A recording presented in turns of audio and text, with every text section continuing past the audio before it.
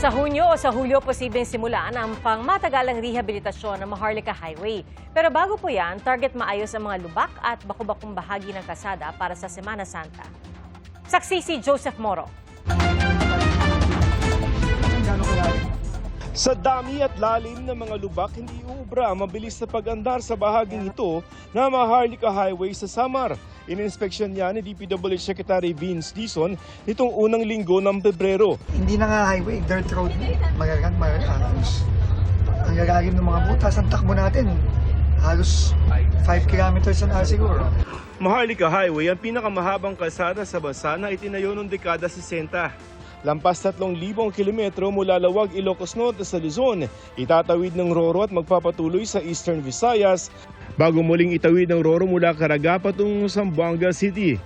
Importanteng daanan ng mga produktong pang-agrikultura at iba pa at taon-taon ding dinadagsa ng mga biyaheng probinsya kapag Pasko, Undas, Semana Santa at iba pang okasyon.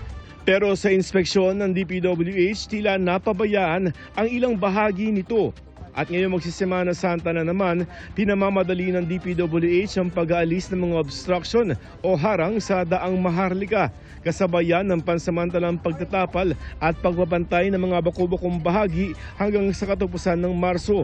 Patuloy raw ang pagkukumpuni sa mga sirang bahagi ng kalsada sa Gumaca, Quezon, Samar at Ginubatan, Albay. All obstructions and clearing works must be completed by the end of March.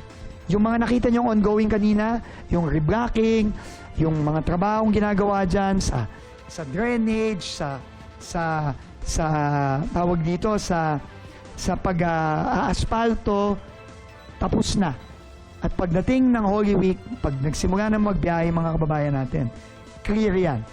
Sa Hunyo o Hulyo naman, maaaring simula ng pamatagalang rehabilitasyon ng highway na nangangailangan ng nasa 16 billion pesos. Magkakaroon na tayong ng malawakang bidding for A5 sa Bicol, Samar, sa Region 8, and sa Region 13 sa Agusan, no? Sa Surigao, Agusan area.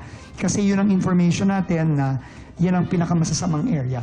Sa planong rehabilitasyon, malalaking kontraktor lamang ang pwedeng mag-bid. May mga kinuha ring foreign consultant mula Japan at Korea at gagamit din daw ng akmang teknolohiya. Only big contractors can join the bidding. Hindi pwedeng haw-shaw. Hindi pwedeng maliliit. We will require that whoever bids for Maharlika Highway need to have equipment like this. Hindi na pwede yung mano-mano. Ayon kay DPWH Secretary Vince Dizon, nasa 60% na mga kalsada sa buong bansa ang kailangang i-repair o kumpunihin. Target ng DPWH na makasabay ang daang Maharlika sa iba pang highway abroad. Pwede naman yan. So, kailangan nga tama ang paggawa at walang magnanakaw. Samantala, sa Hulyo naman, inaasahang matatapos ang Phase 1 ng rehabilitasyon ng EDSA mula Taft hanggang Orense. Oras na matapos ito, magkakaroon daw ng mga sidewalk para sa publiko.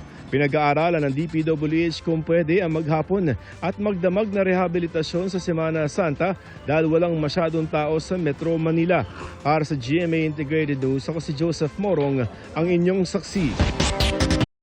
Mga kapuso, maging una sa saksi. Mag-subscribe sa GMA Integrated News sa YouTube para sa iba't ibang balita.